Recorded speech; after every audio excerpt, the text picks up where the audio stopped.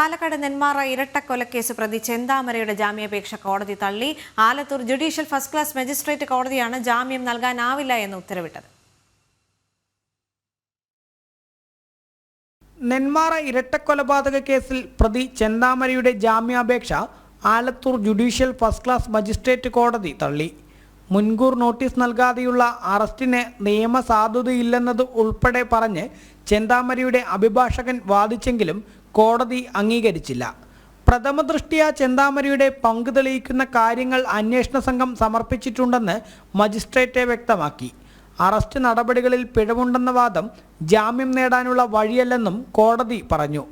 അഭിഭാഷകൻ ജേക്കബ് മാത്യു മുഖേനയാണ് Alathur judicial first class magistrate കോടതിയിൽ ചെന്താമര ജാമ്യാപേക്ഷ സമർപ്പിച്ചത്. ഇരട്ടക്കൊലക്കേസിൽ റിമാൻഡിലുള്ള ചെന്താമര വിയൂർ ജയിലിൽ കഴിയുകയാണ്.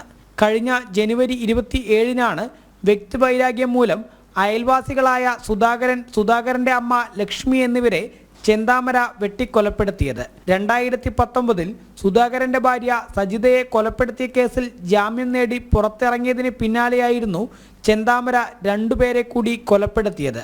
കൊലപാതകങ്ങളിൽ ചെന്താമര കുറ്റസമ്മതം നടത്തിയിരുന്നുവെങ്കിലും കുറ്റസമ്മത മൊഴി രേഖപ്പെടുത്താനായി കോടതിയിലെത്തിച്ചപ്പോൾ പിന്നീട് മാറ്റിപ്പറഞ്ഞു.